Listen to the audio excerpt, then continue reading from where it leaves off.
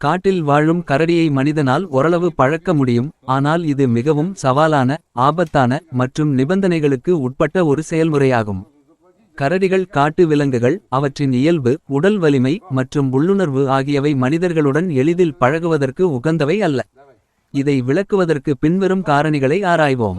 கரடிகள் இயற்கையாகவே தனிமையை விரும்பும், புலனுணர்வு மிக்க விலங்குகள். அவை ஆபத்தை உணர்ந்தால் தாக்கலாம் அல்லது பின்வாங்கலாம். இந்த உள்ளுணர்வு முழுமையாக அகற்றப்படுவது கடினம்.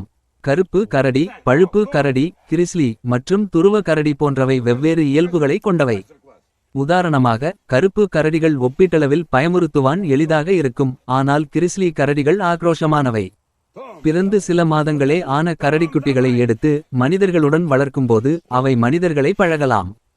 உதாரணமாக, மிருகக்காட்சிசாலைகள் அல்லது கரடி மறுவாழ்வு மையங்களில் குட்டிகள் மனிதர்களை அம்மாவாகவோ அல்லது கூட்டாளியாகவோ பார்க்க கற்றுக்கொள்ளலாம். ஆனால் இந்த பழக்கம் முழுமையான நம்பகத்தன்மையை உறுதி செய்யாது. காட்டில் வளர்ந்த, முழு வளர்ச்சியடைந்த கரடிகளை பழக்குவது மிகவும் கடினம். அவற்றின் உள்ளுணர்வு மற்றும் அனுபவங்கள் அவற்றை மனிதர்களிடம் எச்சரிக்கையாகவோ அல்லது ஆக்ரோஷமாகவோ நடந்து கொள்ள வைக்கும்.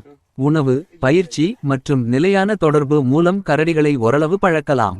உதாரணமாக, சர்க்கஸ் அல்லது பொழுதுபோக்கு நிகழ்ச்சிகளில் பயன்படுத்தப்படும் கரடிகள் உணவு வெகுமதி மூலம் குறிப்பிட்ட செயல்களை செய்ய பயிற்றுவிக்கப்படுகின்றன. ஆனால் இது உண்மையான புரிதல் அல்ல, மாறாக நிபந்தனைக்குட்பட்ட நடத்தை. மிருகக்காட்சிசாலைகளில் கரடிகள் மனிதர்களுடன் பழகியிருந்தாலும் அவை முழுமையாக பழக்கப்படுத்தப்பட்டவை என்று கருத முடியாது. பயிற்சியாளர்கள் எப்போதும் எச்சரிக்கையுடன் இருக்க வேண்டும். சில ஆராய்ச்சியாளர்கள் கரடிகளை உணவு மூலம் கவர்ந்து அவற்றை கண்காணிக்க பழக்கியுள்ளனர். ஆனால் இது முழு பழக்கமாக கருதப்படுவதில்லை.